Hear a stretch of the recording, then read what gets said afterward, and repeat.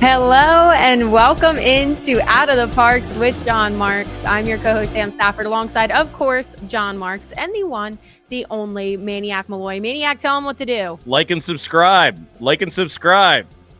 Like and subscribe, everybody out there. So guys, I wasn't here last week. It was a great show. You guys had Susie Cool on. Susie. Unfortunately, things went Susie's way. Susie's over the way. Weekend. Yep, I know. Unfortunately, we love Susie's Susie, world. We're just living in it. I've heard that before. Way to go, Maniac. Way to go, Yeah, Malloy. right. Malloy's guaranteeing a sweep over there. Meanwhile, I thought the Phillies were going to get swept. Now, I did predict the O'Neal Cruz home run. That's not a hard thing to predict. I would have definitely won O'Neal Cruz too. Hey, you weren't here. So you took my. You weren't here. Well, so we had you could have gone on Twitter. You could have gone on Instagram. At least we had an O'Neal Cruz representative. So thank you for that. There you go. But guys, since then, the Phillies return. They are 2-5. And things aren't looking so great. They did squeak out the win last night. Thank God for Zach Wheeler because his performance deserved a win. But yeah, they squeaked out 3 runs in the ninth to get the win last night. What do you guys think so far? Because the first thing that comes to mind is maybe we don't want that bye come the postseason if this is how they're going to play after a break. All right. So let me just say this. Let me just say this, Maniac Malloy. We talked about Ranger Suarez being their best starting pitcher and an all-star. Look at the all-star starters they have on this team. The definition of an ace is a guy that comes out and pitches the way that Zach Wheeler pitched last night. They needed that win. They did, and we'll see what happens in the rubber game today of the series coming up here. We'll lead you right into it at 1:00. But that's the definition of an ace. He came out and he wasn't going to give up a run, and it took some late runs by the Phillies. It was a frustrating game. So thank God they have Zach Wheeler, and you know what? They have Zach Wheeler. So the other starters are good. The lineup's scuffling a little bit. They came out with a little bit of a post-All-Star game hangover. I'm not concerned. Ranger Suarez looks like a number 3 starter now. He doesn't look like a Cy Young front runner, but he's still good. Aaron Nola's still Aaron Nola. Chris Sanchez is still very good. So, we're going to see how they're playing come September and October, but I have no concerns with this team, and I have no concerns in large part because Dave Dombrowski is the GM, and he is going to improve this team at the trade deadline. But, I mean, if we want to dig into some of the details of it, yeah, Ranger Suarez doesn't look like the same pitcher that he looked like a month ago. But Michael Sanchez, he might be a better option right now than Ranger Suarez. Chris Sanchez. Michael Sanchez is the jockey yesterday that won 5 races yesterday at Parx Racing. Little tip for you there today. Maybe you follow him today. Maybe you take a swing on by Ben Salem, make some wagers on Michael Sanchez. Christopher Sanchez, unbelievable. He might be better than Ranger. He really might. Back to what we were talking about, though. Squeaking one out. You know what? The Twins are not a bad baseball team. No. And you know what? Your best player on your team went up against their best pitcher in a high leverage spot and delivered. Bryce Harper coming up large. That was awesome to see. That was awesome to see last night. Big win last night. And, Marsh has been struggling. 0 for 16 previously up into that sac fly last night. I'm not worried about the Phillies one bit. Not worried about them at all. I still want the bye. Absolutely want the bye. Not worried about them. None of this stuff right now really matters. What's going to matter is the second half of August, September, headed into the post. That's all. Get me to there. Nothing else matters between now and then, except for maybe this Yankees series. I really want the Phillies to lay the smackdown on them just because. But it really doesn't matter. You can't get too high. You can't get too low right now.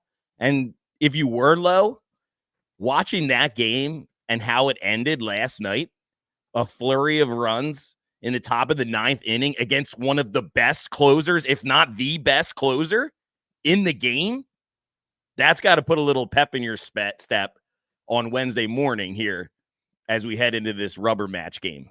Well, I think you guys have a point too, because that's one thing we're forgetting. We've said since the beginning of the year, the first half of their schedule was quote unquote easy, right? And then the second half is where it really ramped up. So, one, you're dealing with that all-star game hangover. You're going into these tough games and these tough series. You're trying to get guys back. Everybody does have a downward spiral around this time. And then, like Pat said, as long as you pick it up the end of end of August, going into September and then October, obviously. So I think we are very realistic. We're very calm. But then when you listen to the fans, it's hilarious. As soon as this team goes 2-3 over 5 games, it's like, everything is wrong. Yeah, it's true. Remember they started the season, they had the bad first start to the season. And we talked about it on here. It's like, would everybody calm the freak down? It's a series. And believe me, I love to overreact with the best of them, right? But also, this team has a track record. So, like, Ranger Suarez hasn't given up 10 runs a game the last 3 starts. He's looked like Ranger Suarez that we've seen the last couple of years, and this may be what you have for the second half of the season, but he's still a very good starting pitcher. So the fact that, they didn't get swept by the Pirates, they were lucky they didn't see Skeensy in that. Got his first loss last night.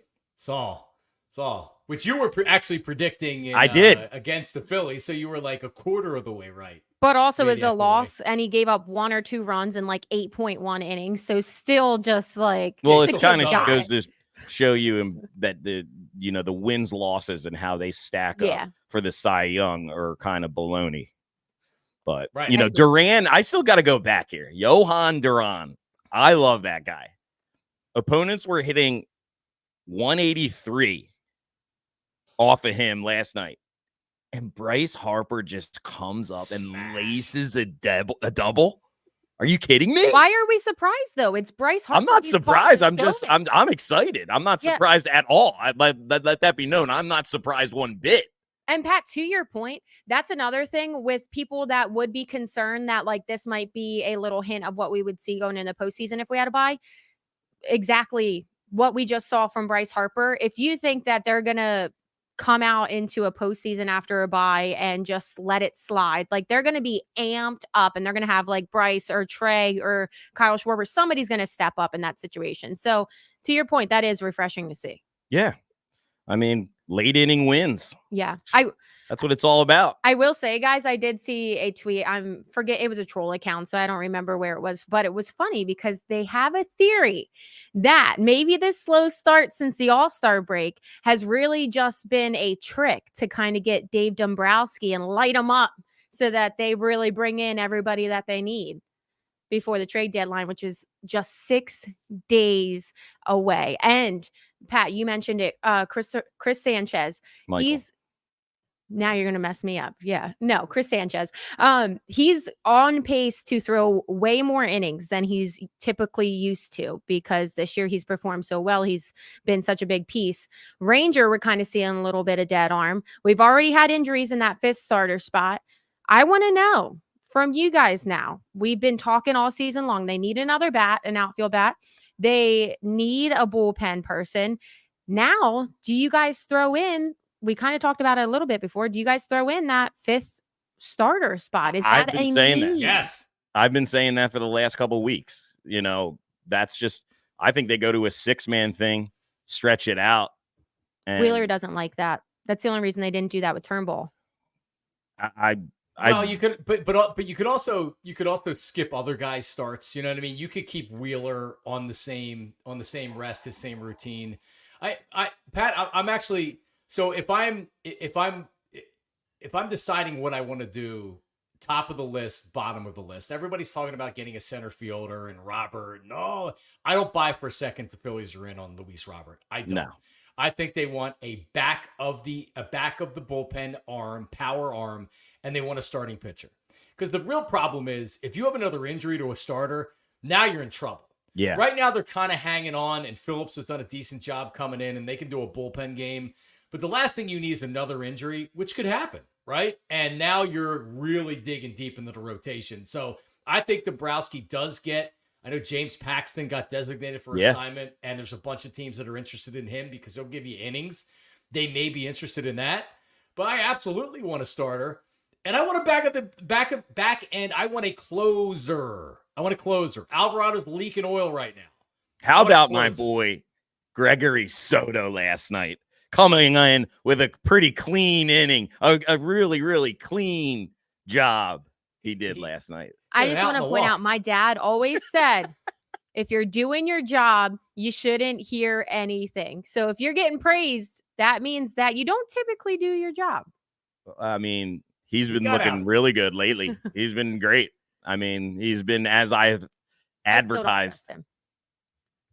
Yeah. I don't know. I would rather have a fifth starter over a reliever. I don't know what you'd have to give up for a reliever. In order, I would go right-handed bat. Then I would go fifth starter. Then I would go back end of the bullpen. I think the bullpen's been relatively very, very good. Jeff Hoffman, I mean, he's one of the best closers in the game. He is a closer. Alvarado, you know, we've been able to see what he could do. He's back to throwing 100 miles an hour. He got roughed up a little bit in Pittsburgh, but then he came back and he got the close on Sunday. So I'm not that worried, but yes, it would be nice to bolster the bullpen a little bit for sure.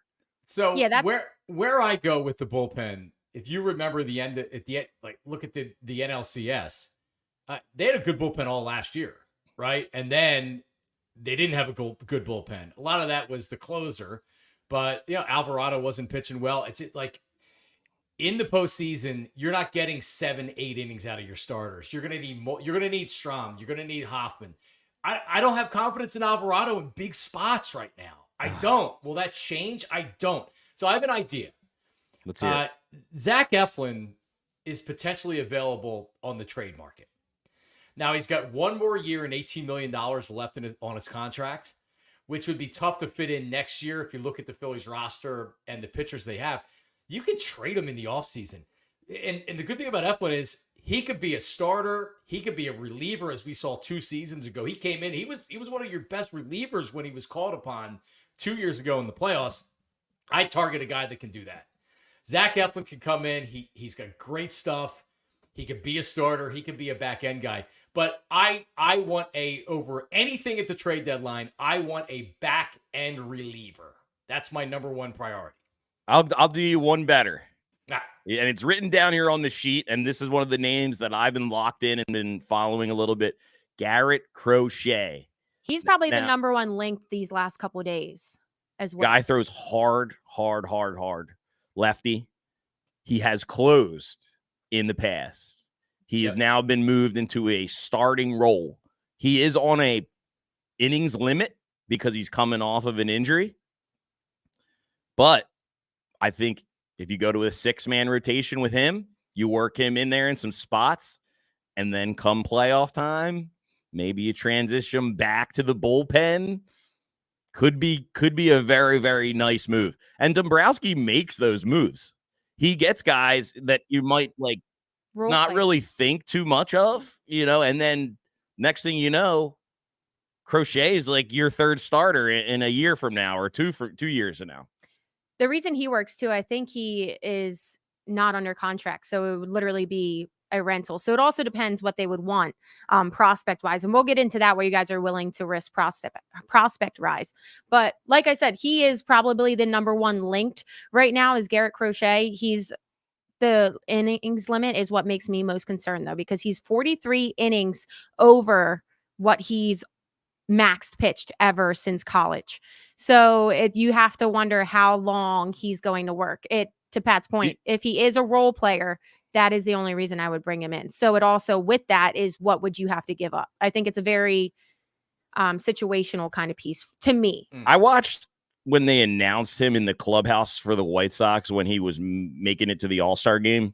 The only thing that makes me think that they might not do it is that, you know, he was kind of told like you're never going to be a starter in the major leagues. And then now the White Sox have given him that chance and he's taken the role and ran with it and done really, really well. I don't know. You know, it's not going to be up to him, obviously, but putting him back to the bullpen might not be the move. You know, you've already seen stuff with Turnbull going from starting pitcher to bullpen arm, and now he's out until the end of August or whatnot. So I don't know if, especially with what he's got going on, coming off the injury, and that's the only way that works. That's the only reason why I really want that guy, is that he's closed before, he's pitched out of the bullpen. He throws about 100 miles an hour, left-handed power arm. Yeah. But I mean, you got to do your homework there if you're the scouting department for the Phillies and figure out. And that's why it's so fun too, because it's kind of like a puzzle when we're trying to figure it out. Obviously, Dave Dombrowski in the front office is way better at this than us, but it is fun because it's that situational stuff. So could he fit in the bullpen? Could he fill in a rotational kind of arm right there? And then you have to factor in Taijuan Walker coming back. What's going to be his role? Spencer Turnbull, when he comes back, is he going to go back to the bullpen? There's so many pieces right now because of the injuries with this. Yeah. And there are a number of relievers that are out there. Tanner Scott, I've seen, has been mentioned. A lot of guys on final years of contracts. I was reading up this morning, and unfortunately, Texas has won 3 straight, and they're only 3 out because that division's not good this year. But Kirby Yates, he's killing it this year in Texas. Kirby. So I don't think the Rangers are going to move him with 6 days left to the trade deadline. They're 3 games out, and they've shown they just are coming off a World Series. So I think that he's kind of been eliminated, and Texas won't end up dealing him. But Mason Miller, the A's closer, has been talked about a lot. I don't think he's getting moved. Tanner Scott, I mentioned from the Marlins, he could be a decent fit. But I fully expect Dombrowski to make a with a reliever. It's not a major move. It's not like Luis Robert, who I want to talk about in a second. But I think Dombrowski is willing to trade some decent prospects to get another interesting. To your point, another interesting arm I've seen is Carlos Estevez. He's on the last year of his contract with the Angels, and they could kind of do a 2 for whatever they would send him. But it would be Carlos Estevez. He's 31 years old, 4.1% walk rate, which is what you love to see in the bullpen. He's really cut that in half this year. He's performed great. He's got 19 for 22 right now with saves, so that's fantastic. And then Tyler Ward would be kind of a platoon with Marsh out there, so you'd probably send Rojas if he has trade value to them. So that's an interesting one, because the Angels, we've seen they have a great relationship. That's where Brandon Marsh came from, so that I think is a high possibility. Yeah, the Angels are like a AAA team for the Philadelphia Phillies. Yeah, literally. Yeah. Well, until we did help him out with what's his name until he got injured. The catcher. Logan O'Hoppe. Yes. But I do want to point out, so you said your number 1 was you would go for a hitter. Yeah. And John said his number 1 would be bullpen, right? My Correct. number 1 would be that 5th starter. So we are all different right here. I think that there's a very high possibility they'll hit here. Let me go back. If for the last couple of weeks, I've been saying that you need the 5th starter just to ensure, like John said, if somebody else goes down, you're in a world of trouble. So you need to shore that up. But what I think they're going to do, that's going to be the big move is a right-handed bat. And I don't even know if it's going to be a blockbuster move. It could just be any decent right-handed hitter that you can put in against lefties, because that's what they need. And the 5th starter is more of like a long-term move. Yeah. I think that I agree with you, Pat. I think that it's going to be a platoon bat. Marsh against lefties this year has been terrible. So you can say put Marsh in center field. You can't put him in there against lefties because he's been abysmal. So now you're relying on Pache or Rojas coming in against left-handers. And I just through the rest of the regular season, I guess you can deal with that. But once it comes playoff time, we saw what Rojas looked like last year in the playoffs. So it'd be nice to get a veteran bat that can play some center field. Whit Merrifield, they thought maybe could be that guy. He obviously wasn't. Now he's a Brave. But I don't. So let's just put this out there right now. Luis Robert he's being linked by all the different. Passan was writing about him in the Phillies. He was calling him a perfect fit. And I think the other ESPN guy, Schoenfield, he was saying I do not believe that they're going to go after him. No, I just don't. He's a high strikeout, low walk, not having a good year, low average, who had 38 home runs last year. I don't know if you bring him in here. Sure. Would he be an upgrade over Rojas? okay, maybe he'd be an upgrade over Rojas, but what are you giving up to get him? A lot. And I'm not sitting here telling you that I necessarily care about prospects. Dave Dombrowski has shown that he will trade prospects to try to win a World Series. I'm just not sure he makes you any better. He's not a disciplined hitter. He's going to strike out nearly 200 times this year. He's not having a good year. I would rather use prospects to go out and get a right-handed bat.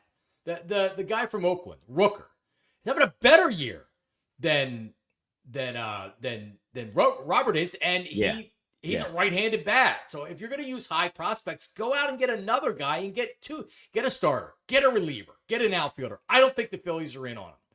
I don't believe that. I don't think so either. I agree with you, John. I would hope that they don't bring him in, honestly. I mean, especially since we've just lived through this experiment of Johan Rojas. And Sam just mentioned it a second ago about possibly sending Johan Rojas to the Angels. How would you feel about that, John, after having to watch him struggle at the plate and then make amazing plays in the field and get picked off of first base all year long, as if it's like, you know, you're playing the long game, that this guy is going to be some sort of an all-star? I would be pissed if they traded away Johan Rojas after going through the growing pains as much as we have. Yeah, I mean, they're in a win now mode, and if they feel like that, hey, Rojas has got a decent future, but they're trying to win a World Series right now. And this team, the window of opportunity. If you remember 2011, they won 102, 103 games. They set the franchise record.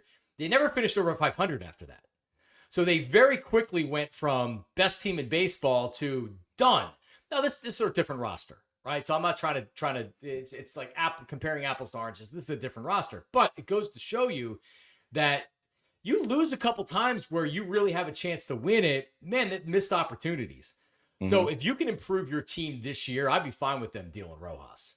Well, I agree. I think that's part of the reason why you kind of let him develop. You want to get trade value from him. So I always see that. Unless you're a big name, take Rojas. He's great. He gets picked off once a game from first base.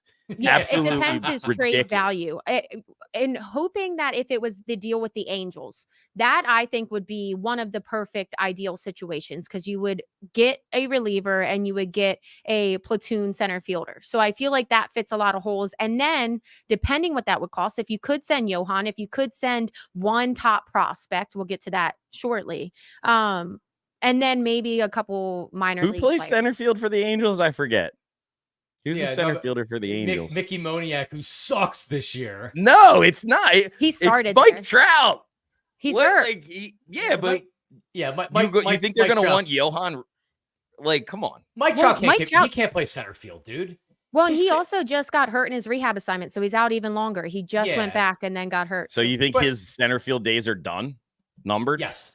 Cooked? Yeah, you know, when you get older and you keep having injuries, they don't move you to center field. They move you to a corner or a DH. Yeah, I guess he's a corner outfielder now. Rojas, I still feel like Rojas can be a productive major league player.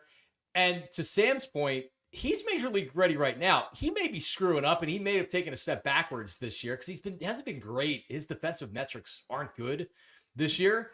But he's still he's an everyday player that's ready to play right now. And the Angels aren't competing for anything, so they need bodies. You give him a prospect, that doesn't do anything for him right now. A prospect and a starter, sweetens the pot and might get a deal done. If you get a 2-for-1, a reliever, and a guy that's going to kind of replace Rojas, makes a lot of sense to me. And if you guys can do that, you have still more possibilities to sign a bat also. That crosses off all three situations. I think to me, it sounds like the perfect situation, depending obviously how it would work out. I do want to ask you one of the bats that are coming out now. It's not confirmed if they would be willing to trade him, but Randy Arozarena is one of the big guys getting talked about right now. The thing I don't like is he's most connected to the Dodgers. That would not be fun. But what would you guys think if the Phillies were after him? I would love it. I would love it. He'd have to play every day. Yeah. You know, that's the only thing. So I don't know how exactly that would work out. But yeah, he would have to play every single day. I would love that. Yeah, I'm in. You mentioned the Dodgers, and the Dodgers are they are in a little bit more of a desperate situation. Like the Phillies need to add, and they're in all in mode because they're the best record in Major League Baseball. But the Dodgers need help, and they have a great farm system. They always have a great farm system. They always have these prospects, so they have a lot they can offer. And just by reading what all the insiders are saying, the Dodgers are very interested in upgrading their team right now. So if you connect the dots, it does look like the Dodgers are going to be interested in a lot of the top guys out there. So, but I'd be very interested. I like if they had a center fielder and Rojas goes back to AAA or he's a part of a trade, I'm all for it. This team is ready to win, and whatever they can do to do that right now, I'm all for. So if we did go for somebody as big as Arozarena, sorry, trips me up a little bit, you would have to give up some top prospects. So let's look into that. So top 3 guys, you have Andrew Painter, obviously coming back from injury. He won't be seen until next year, but they did, which is interesting. He pitched yesterday. Just put out that he's pitching off the mound, which kind of makes you like, why are they putting it out? Is the timing, is that for a reason? Are they trying to be like, hey, he's coming back, make him look more enticing? Then you have third baseman Aiden Miller, and then you also have Justin Crawford. So just in your guys' minds, you talked about Dave Dombrowski's willing to give away prospects to be in win now mode, which we are. So would you be willing to give up any of those guys or any of the guys off the table for you? I know for me, Andrew Painter is who I want. I don't care about, I care about him, but if we got rid of Aiden Miller or Crawford, you do what you got to do. Both of them, I think it's like 2026 or 2026 and 2027 is even when they're expected to make their debut. So somebody like that, to me, it's like they're probably moved down the prospect list by then anyway. So I'd be fine with them. Andrew Painter is who I would not put on the board. Yeah, he's untouchable. Painter's untouchable. He's a guy, if you wanted to get all the guys that are available on the market right now aren't top players, right? If you're talking about going out and getting a Cy Young type winner to add to your staff, like a Roy Halladay, that's when you're giving up a guy like Andrew Painter. Phillies aren't going to give up Andrew Painter. The other guys, I think Justin Crawford is going to be a major leaguer, probably maybe an average major leaguer. He hasn't hit for a lot of power. He's still developing. He's still young, got good speed. I'd trade him. And you mentioned Aiden Miller, both former first-round draft picks. Where's he going to play? Yeah. Right? He's an infielder. Exactly. You have Stott. I'm not telling you Stott. We talked about it last week. I'm not telling you Stott's Chase Utley. You have Alec Boehm. Does that mean you're not moving on? Like, it's nice to have a player to where you don't necessarily have to sign these guys. But you're telling me the Phillies aren't going to want to sign Boehm to a long-term contract if he continues to play the way he's playing? I just don't know where he's going to play to where you can say, all right, in 2 years he's going to be our second baseman. So if that's the case, he's very movable. You have Mick Abel, who was their former first-round draft pick, the pitcher who's getting crushed in AAA this year. Trade him. I don't think he has a ton of value. He's probably I don't think he has value right now either. No, he's a second or a third piece in a trade, not the top thing. Justin Crawford and an Abel and another probably low like a single A prospect would get something done because it's pretty good value. Yeah, Painter. It's just Maniac Malloy. I'm not trading Painter. Everybody else, let's talk. Yeah. So we're on the same Justin page. Crawford is the only one on this list. I want to see how Aiden Miller pans out. Phillies have been pretty good drafting too, and he's your first round pick. I'm also hearing like he's pretty close to like being almost major league ready at 20 years old. That's pretty unbelievable. So let's see how this goes. I hear a lot of really good things about Aiden Miller. Don't deal him for Garrett Crochet and Luis Robert. No, we're not doing that. I agree with you on the Crochet, especially because that's a rental he's done after this year. But if it is for somebody like from the Tigers, Jack Flaherty. Yes. So he is on a 1-year deal. You'd have him at least next year as well. So for a situation like that, I mean, it all depends, obviously, what all you would get back in the trade and if it would be worth it. But they only trade Miller if it's almost a blockbuster. If it's a blockbuster, that's the only way that he's getting traded. Yeah, I don't think. Yeah, I would be willing to let him go. Like I said, all these guys, which is incredible, the top 3 prospects, they're 20, 20, and 21. Insane. Yep. But like with that, their debuts aren't for 2 to 3 years. So if we're in win now mode, like we said, we are, because this team has everything. They have perfect situation with the injuries that are going on around the league, with just what looks like the open path that they very well could make it to the World Series. I'm giving up whatever I need to make this team elite. Well, you need to, because you predicted 2 weeks ago that if they don't win, you're going to be pissed. Oh yeah, I am. You're going to be upset. Yeah. So I'm with you. Okay, guys, before we wrap up this trade deadline talk, so when do you guys think we'll see our first move? Do you think they're going to hold out until Monday or Tuesday before they do anything? It's typically how it goes. I know. Yeah. Typically it's the last minute, it's the last day. It's the 30th this year, so it's next Tuesday. So this is the last show that we will have. When we talk next week, we will know what happened. Mm-hmm. I would expect multiple moves, and maybe starting over the weekend, one of them gets done. Yeah. There's been a lot of linkage, right? A lot of linkage. That's always a good sign of something getting done a little bit sooner. So maybe over the weekend? Is that the out of the Parx prediction from John? One move will be made over the weekend. Correct. Done. By Sunday. Okay. By Sunday. Yeah. I like that. We'll see what happens. I think my situation is perfect. So if Dave Dombrowski's listening, he's welcome to take my idea.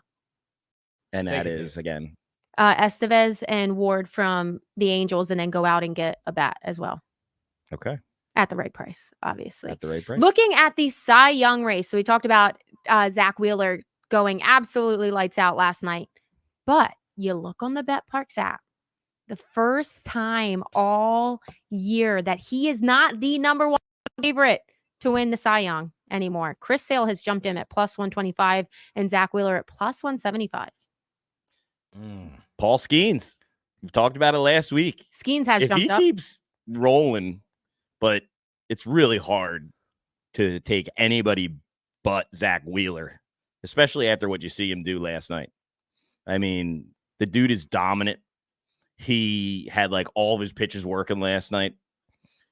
And I said it earlier in the show. It sucks that the win-loss records kind of get factored in for the Cy Young, because he did everything in his power and help them to win that game, but he doesn't get the W there. I don't know. I mean, I think this is a 3-horse race. Sale, Wheeler, and Skeens. The value on Skeens, we saw it go down since the All-Star game. He was plus 500 last week. He's plus 300 this week. Plus keep an eye on that now. Now he's down to plus 250. So that's been updated from this morning. So cut in half. Keep an eye on Paul Skeens. But I think it come down to Wheeler and Skeens there. And if Wheeler just keeps rolling, he should win this. Especially if he's on the Phillies and Skeens is on the Pirates, because unfortunately that does factor in if they're both compatible and killing it like they are. Right. I don't know, though. I mean, Skeens is dominant. He's extremely dominant. Yeah. You've seen. I want to know, did you guys ask Susie, Wheeler though? Because unfortunate for those Pittsburgh Pirates fans, anytime they have something shiny and new, it's not going to last too long because they get shipped out of town because nobody wants to get paid there, or nobody wants to pay them there. I should say that. This is a different phenomenon, I think, though. They had Garrett Cole and still shipped off Garrett Cole. Yeah, but Garrett Cole was never as big as Paul Skeens is right now, I don't think. Garrett Cole, wasn't he Cy Young? And they traded him? I want to look it up. I don't know for a fact. I think here's what it comes down to with Skeens. Paul Skeens might be too. When he has, let's say, 2 years left on before he becomes a free agent. If the Pirates suck, and he's unhappy, that's when he gets traded. That's when the Pirates are like, well, he doesn't want to resign here. I don't know if Scott Boras is his agent or not. But if he's like, well, he doesn't want to resign here, they're letting us know that. We better trade him while he still has time left on his contract to try to get the most back. You remember Verlander? Verlander was great with the Tigers, and then the Tigers sucked. What did they trade him for?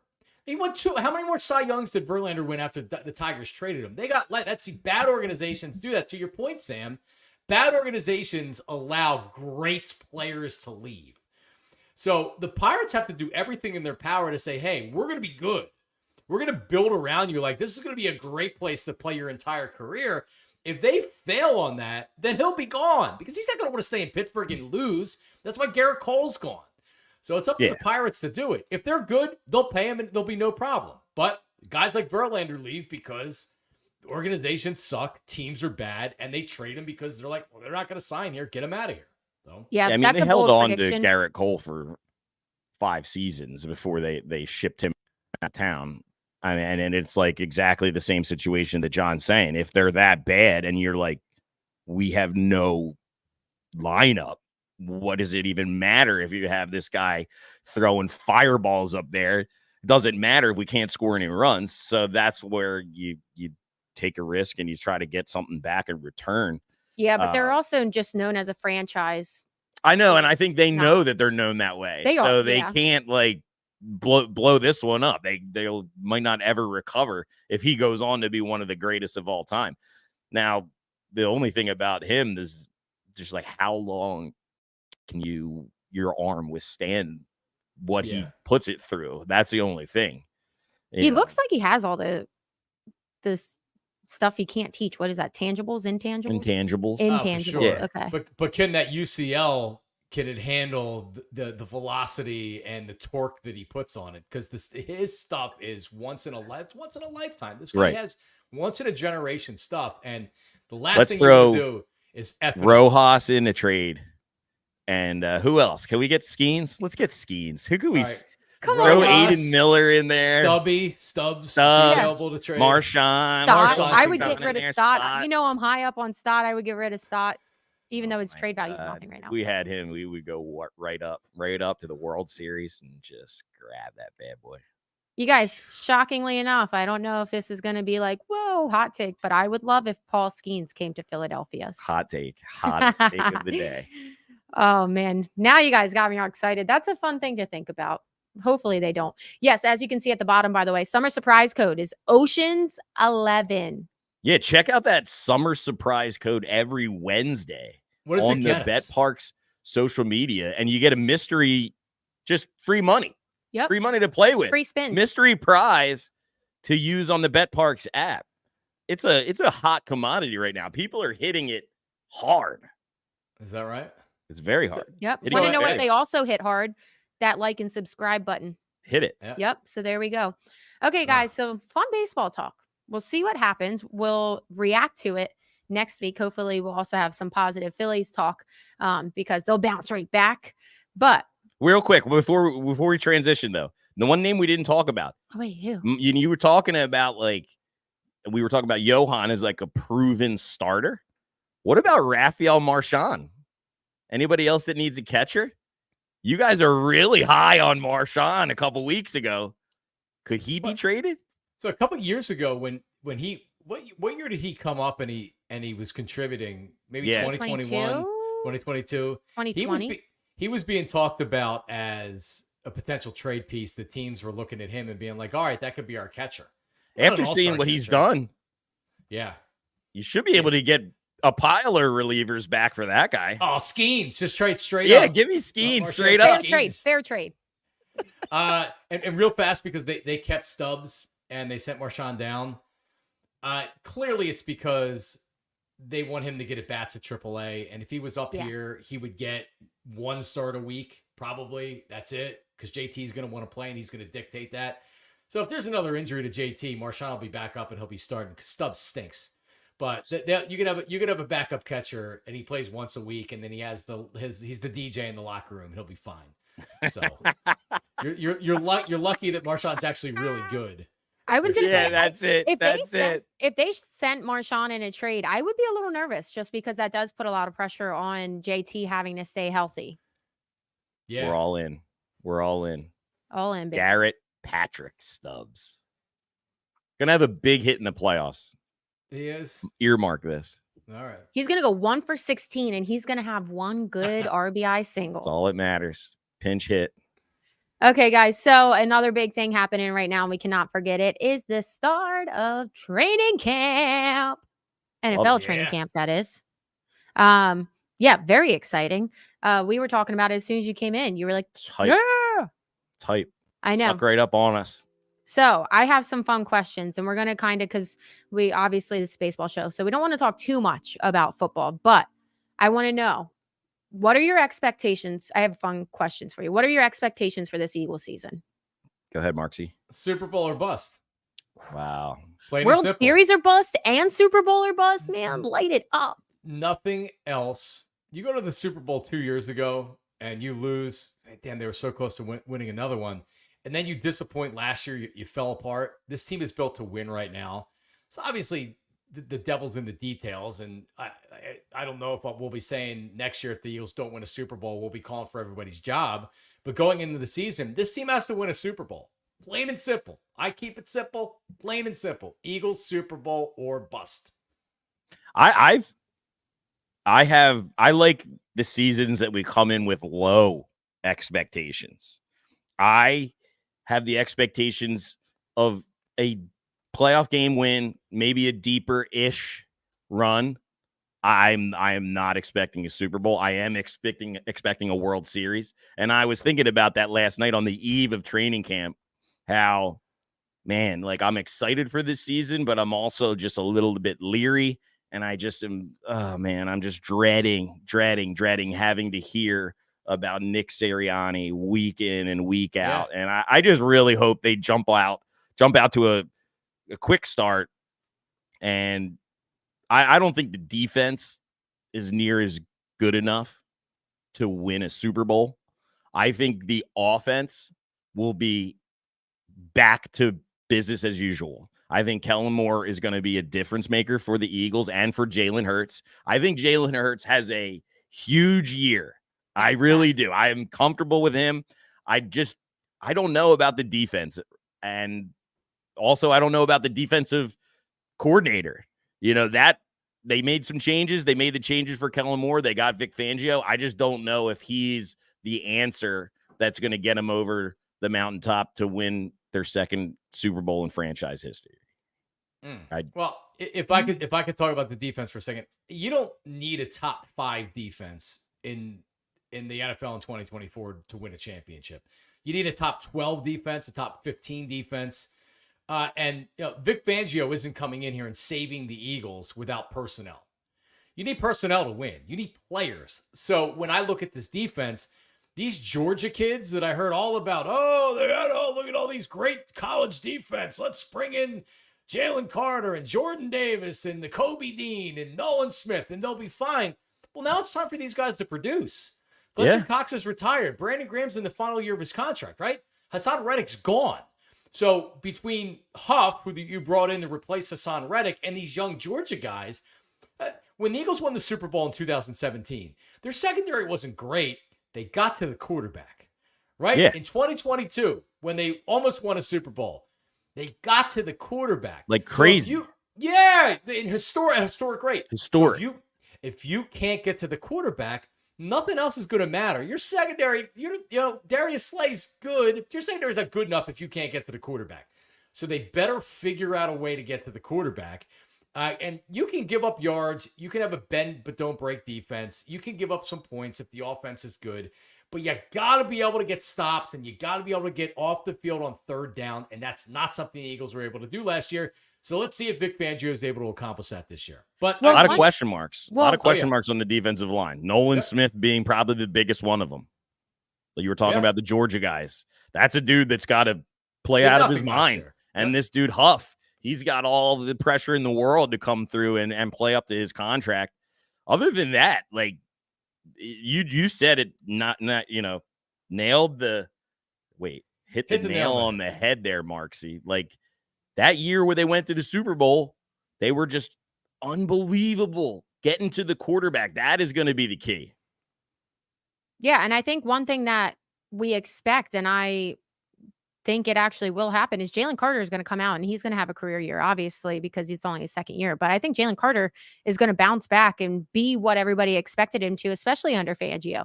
That's one thing. We have all these guys that were proven at Georgia, such a high program, but they didn't have anybody to lead them. They only had the veterans, which only goes so far. They can't actually coach these guys. They need that big presence. And I think Fangio is going to do that and be that for them. So yes, not the best defense, but to John's point, I think they're going to be good enough. And the offense is just extremely high on my board. I hope we go to the Super Bowl.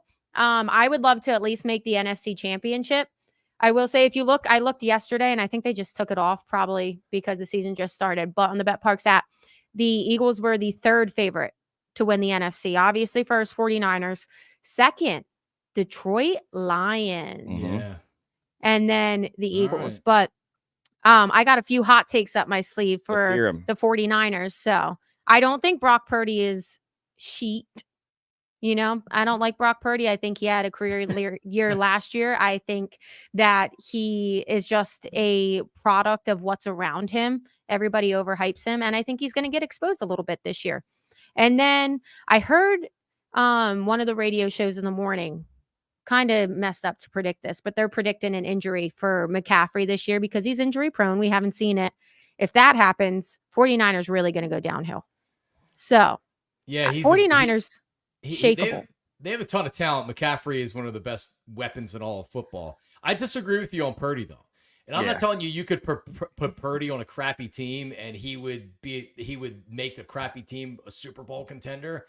But I think Purdy's very good. And I would not sleep on as much as I hate the 49ers, and I do. Yeah. I would not sleep on Brock Purdy. I think he's a stud. So what would you rate him? Do you think he's a top 10 in the league? Definitely. I mean, we could. I give him top 15. I don't think I give him top 10. I think he's very much a Jared Goff. Like, he's got some ability, obviously. He's able to make those plays, but I don't think it's him that makes... The same argument that you can have for Jalen Hurts being in the top 10 is the same argument for Brock Purdy. He took his team to the Super Bowl, almost won, lost. That's the name of the game. He did it. But looking at their talent and seeing what they actually bring to their team and give to the team. Same argument with Hurts. Look at his talent around him, and he took that team to the Super Bowl. But he was a big piece. Look at his stats. He was making plays happen. Brock Purdy just ables the play to happen. Jalen Hurts makes plays happen. It's a hot take for a reason. I understand. I disagree. Different kind of quarterback. No doubt. Like if you put Jalen Hurts on a roster like the Patriots and you put Brock Purdy on a roster like the Patriots, I think Jalen Hurts would do more for a bad team because he's able to do more with his legs, right?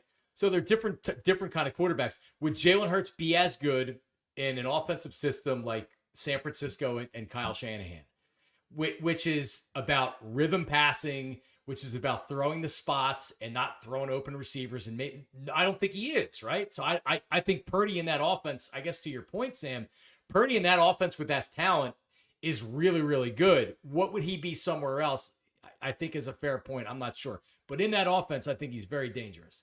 Yeah, I 100% agree with that. I think that Kyle Shanahan is what makes him even in the MVP talks last year, obviously. But yeah, I mean, to each its own. We'll see. We shall see. So you're predicting a down year for the 49ers. The only thing I can down year, I just don't think they're going to go back to the Super Bowl. Well, it is extremely, extremely hard. That's the one thing that you have going for you as an Eagles fan for the 49ers is that we've seen it all too many times. It's really, really hard to come back from that Super Bowl loss and go back to the Super Bowl. So, the Eagles are in a good spot. If you want to, you can just eliminate them from the betting options, and then you got Lions and the Eagles. Who's after that? Let me see if it even shows it. Yeah, Cowboys are going to be up there. Show it from right here. It would be the Cowboys. Eagles or it's the Packers. I mean, it's the Packers at plus 1,900, the Cowboys at plus 2,000. You look at it, Chiefs, Niners, Ravens are plus 950, Lions plus 1,200, Bengals plus 1,300. You believe the Buffalo freaking Bills at plus 1,400 are ahead of the Eagles?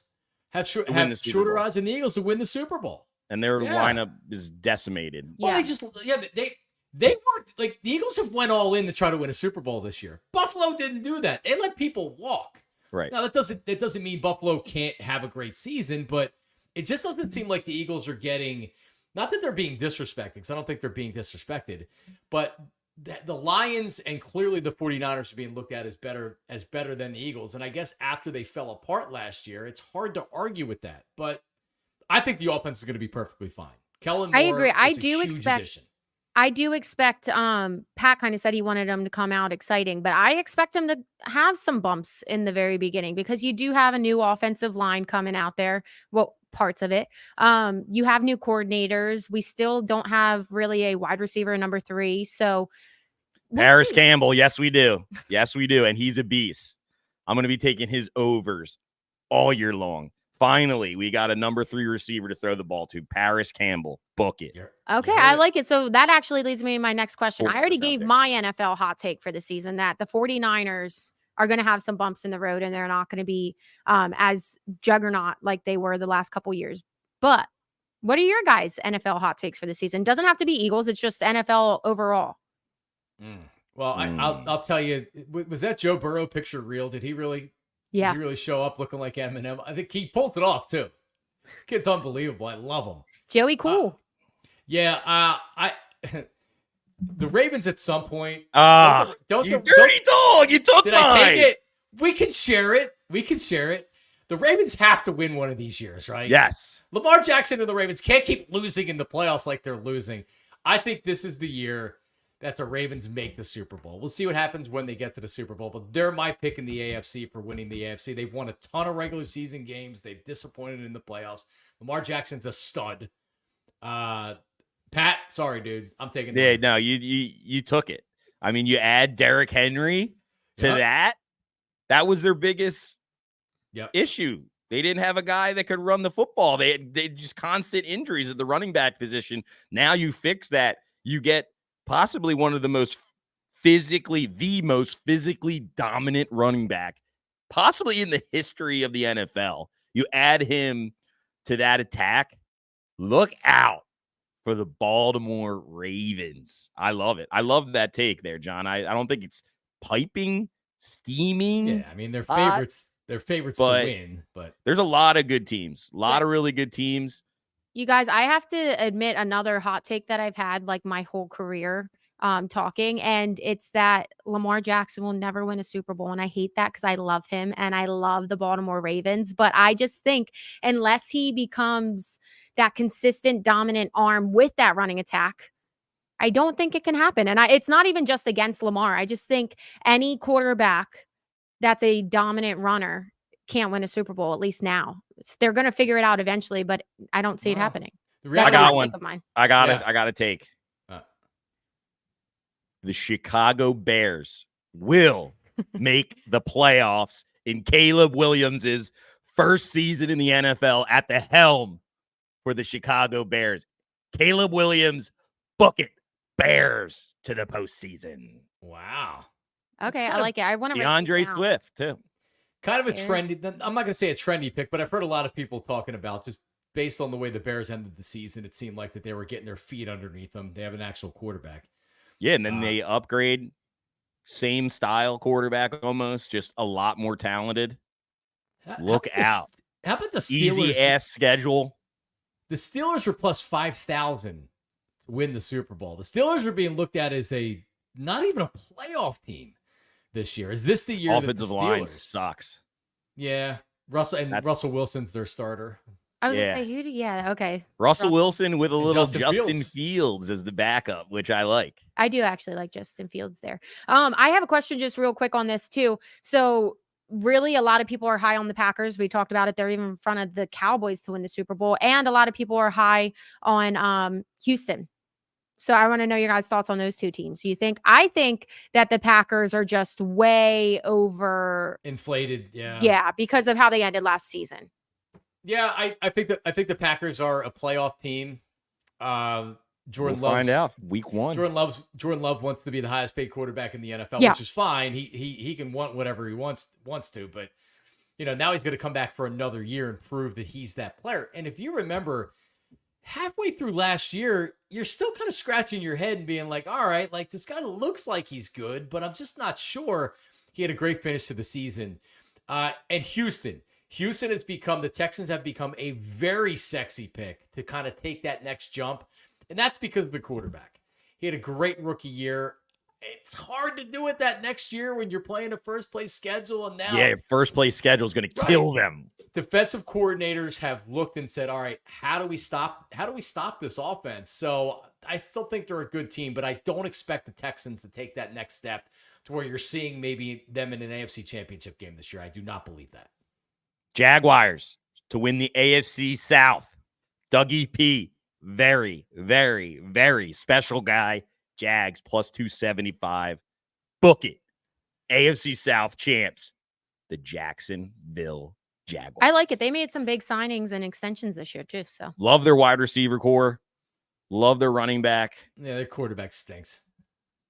You're not a Trevor Lawrence guy. Trevor Lawrence is so overrated. Oh my God. You don't like Trevor Lawrence? I like Trevor. No, Lawrence. and he's just good enough to where you have to sign him. You're not going to let him walk. So he gets the new contract. I would have given him the contract too. Does anybody actually believe Trevor Lawrence is a great quarterback in big spots is going to win a Super Bowl? Absolutely not. Nope. I think if he had here to this point, I think if he switched with Brock Purdy, takes that team, wins the Super Bowl. I think he is lights out better than Brock Purdy. You guys, maybe we might be more fun to talk about football than we are Phillies, because Phillies, we're all on the same page for the most part. Football, we're all opposite, it seems, or at least I'm opposite from you guys. I love it. We'll see. Okay, team that comes out of nowhere this season. I already said it. Chicago Bears. Oh yeah, you did. Sorry. That's a good one. Geez, and there's always the team that does, right? That nobody's expecting it. Now I'm going to go to the Chargers. And you wouldn't necessarily say coming out of nowhere because, like they have the hot young quarterback. They just hired Jim Harbaugh, but they're plus 4,000 to win the Super Bowl. So no one's really taking them seriously as a true contender. Kind of like the Chargers this year to surprise people. Say what you want about Harbaugh. He's a hell of a coach. And they have talent on that team, but they just had such bad coaching before. So I think the Chargers are going to surprise some people this year. Just to go quick with this, I think Cincinnati Bengals, not to your point, not really coming out of nowhere, but I think they have a bounce back year. So, Joey, cool. We saw that. And team that is supposed to be good, but it's going to end up a bust. Who you guys with that? Oh, wow. The bust squad? Yep. Lions. Ooh. I think the Lions. I hope not, just for them. No, screw them. They need to go back to what their role was in the NFL. Just a placeholder team in the NFC North. 1 year. Yeah, and I hope you guys enjoyed it. Back to the basement. I disagree. I think that there's a lot of talent on that team. I'm going to go with the Cleveland Browns. Deshaun Watson, I just don't think it's ever going to work out for him in Cleveland. The expectations from the trade, the guarantee contract, the amount of capital they gave up to trade for him, and Joe Flacco takes you into the playoffs. Now he's got to come back out with everybody and the bullseyes on him. It really is. I mean, everybody's going to say like, hey, if you can't do this, what the hell do we need you? Joe Flacco. Joe Flacco. So I don't believe in the Browns. I don't. So that's my team. Yeah, you know, Jameis Winston backing up our boy Deshaun. No, what could possibly go wrong? What could go wrong there? Okay, well, you guys already mentioned defense is nasty though. Defense is very nasty for the Browns. I'm going Bills because I don't think they're going to be as good as we previously thought and everything. But John, your point with the Browns, you might want to reconsider because they've got everybody in the building already really taking reps. And watch this video we got for you. The Brown security team is taking reps for if somebody is on the field. Elite. Wow. That's the hip drop tackle that just got banned from the league. Yeah, so you can't do that if you're security. You can't do a hip drop illegal. tackle on it. All right, so Maniac Boy, our next video. Yeah. You guys might remember this one, yeah. I got myself in trouble because I had said that the kid's lucky they didn't shoot him with a real gun. Which I'm not going to advocate because I care too much about my job and I don't want to. But if you're dumb enough to run on a field because you think it's funny, especially in today's climate, you should get your ass kicked. You should not. I almost did it. I almost did it at Veterans Stadium, the final game at the Vet. when I was like, I had to have been. When did the vet close? 2004. 2004. So I must have been like 13. I really wanted to run out there at the last game and just You were wild. give it a go, but I chickened out, and I'm glad I did. Running on the field is.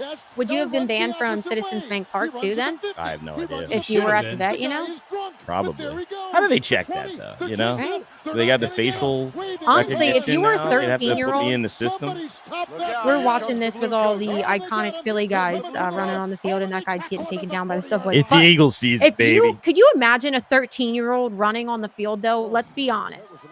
Like all of Philadelphia. Yeah, you probably couldn't. That's why I thought about it. It was like the one time at in 18, my life it's that I cleared. could actually do it. Yeah, at 18 you're good. Reset. You're gonna reset. I love that. Sam's taking notes here on these our predictions here to keep track of this. So she's going to use these against us eventually, John. Yeah, but we got to keep this list too. You guys were on me about Purdy, and you're on me about something else. So I got to take the notes. So Maniac Malloy, I think our next video we should do is we each take turns being security, and then one of us is trying to run away from security. Oh, nobody's getting me like that, right? We get Dumpf to chase us around. He's going down like a sack of Somebody's potatoes. tearing an ACL if we're doing Are you kidding me? He's going down hard. Malik I would Joe, love for Mark Feldman to try to tackle me in a situation like that. He would get forearm shivered into another dimension. No chance you're bringing me down. No. Would you initiate contact on Feldman? Yes. That's how I played ball. I initiated contact, and now I initiate content. Yeah, so carried over. Wrapping up this football talk, guys, just because you love to see it. The Dallas Cowboys are having a little bit of a rift with CD Lamb. Now, before you jump into that, though, really quick, did you see this stuff coming around about Jerry Jones and this hidden child that he's had for all these years? No, but tell me more. Any of it? It was a paternity lawsuit. Yeah. It's so not he's given paternity lawsuit is now out. It's a woman that I believe Jerry has sent the mother over the course of this person's life like $3 million. And now there's a paternity lawsuit. So you couldn't pay Dak. You're not paying Cam, and you're busy out there. Yeah, you bring Zeke back, and then now you're suing your blood daughter. Unbelievable. So things are just looking really good in Cowboy land. Yeah, but it's not his. You love to see it. It's not his daughter? No. And they settled it. No, it's not his. The woman came out and said that I thought it was yours because obviously 25 years ago, you know what I mean? Like we messed around. Match. Yeah, but no, I thought it was proven that it was. The trial on the countersuit brought by Jerry Jones against a woman who said she's the daughter and her mother abruptly ended Tuesday as Jones agreed to drop the countersuit if the woman dismissed pending lawsuit against him, including one where the billionaire was ordered to take a DNA test. I believe he took a DNA test and it proved it wasn't his. She was suing. I don't know. Didn't he send money to her mother? He did. That's what. So just to make it go away. Yeah, maybe we'll have to look more into this. Yeah, because this says Cowboys gonna cowboy. This says that makes it look like Jerry was countersuing for breach of contract because he was paying them to keep it low, and then they must have brought it up. But turns out she's not even his kid. I don't know. I want to see if they actually took a DNA test. That's even better. They can go on Maury. He doesn't have to go very far. Just fly to New York, go on Maury. That's must-see TV right there. He would love that. He needs to get on Maury. Yeah. We'll go ahead. His name. All right, now CD Lamb. Oh, he just isn't showing up to camp yet because he wants to get paid. And rightfully so. But it's also, are the Cowboys, are they like the new, just kidding. But I was going to say, are they the new Pirates organization? They're not paying their guys, but they do. Of course. But they just wait. They just wait and then they have to pay them much more. I mean, it's the, I don't know. and I'm fine with it. But they're going to let Micah Parsons leave? No, he's just going to make more money. The longer you wait, the more money you pay. Every other wide receiver's been up. Everybody's waiting for Justin Jefferson to sign that contract. The Eagles signed everybody. Yeah. Everybody signed for the Eagles. Think about how much less money they by getting it signed before Justin Jefferson that they saved themselves. They're getting CeeDee Lamb's a great wide receiver. You got to pay him. Yeah, CeeDee Lamb this year is supposed to make almost half of what Jefferson's new contract is. And the Eagles basically have A.J. Brown and Devontae Smith for about the same amount total that Justin Jefferson's getting. So that, to your point. But it is funny how they kind of make it seem like, well, you have to prove that we are going to pay you all this money. And then they decide after all those guys that like Dak's the one that really proved that he's worth that money. You know what I mean? It's no. Jerry has said he wants to see him do it again. Well, yeah, I'm sure you do, but that doesn't mean that you can do that. Same thing with Jordan Love, right? Like the Packers want to see him do it again. Jordan Love is smartly saying, no, I don't want you to see it again. Yeah, but like does anybody expect CeeDee Lamb to turn into a mediocre or like an average wide receiver? He's a stud. Yeah, exactly. You sign those guys, you lock them up long term, you manipulate the cap to where you can have them as low cap numbers and you can add other players in. That's what every other team in the NFL does. Jerry Jones, because of ego or whatever reason, totally screws this up, which is great because it just means the Cowboys aren't winning squat. Yeah, next time we talk about the Cowboys, have you guys watched the Dallas Cowboys cheerleader documentary on Netflix? No. Did not. Was it good? Should check out just an episode because it's absolutely ruthless. I actually know a girl that was in the running for it, but yeah, we can talk about that next time. But put that on the list. Yeah. Okay. We're wrapping this up because CeeDee Lamb is a bum. Because the Phils, are they about to start or did they already start? But John, they have the Guardians this weekend. Who's going long for out of the Parks? Oh, for sure, JT Realmuto. I love it. In. And normally what happens is he hits a home run the day I say it today. So hopefully this carries over into this weekend. But I JT coming back, All-Star breaks over, got his feet under him. I expect a home run or two out of JT here in the next week or so. And can you go wrong with Bryce Harper the way he's hitting the ball right now? Maniac Malloy. I love that. The home run he hit the other day was still going up when he hit it. The exit velo was like 114. So Bryce is feeling it right now. So you can never go wrong with Bryce. The showman. John Kenzie Noel of the Guardians will go deep. John Kenzie Noel. Book it. Is it because of the name? No, because he's an absolute savage, enormous human being that hits bombs. Okay, what about Mark's the Maniac Moneyline Boost? That's today. John, tell him what your leg is. Well, I looked at Flaherty from the Tigers, and this is probably his last start before he gets traded. So a lot like Cole Hamels in his last start as a Philly, he went out and threw a no-hitter. Not predicting a no-hitter, but I think he's going to have a solid start. So we took the Tigers on my leg, and you, Maniac Boy? I'm going with the Kansas City Royals at home versus the Diamondbacks. Very, very, very heated series. They threw at Bobby Witt Jr. the other night. He was going for the cycle. All he needed was a single in a 10-3 ball game. They plunked him. They came back. They plunked the Diamondbacks guy. First inning, first guy up. This is a heated series.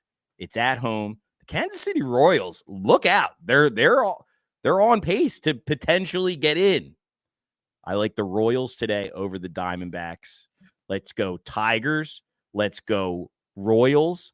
We're going to boost the odds on the Parx app.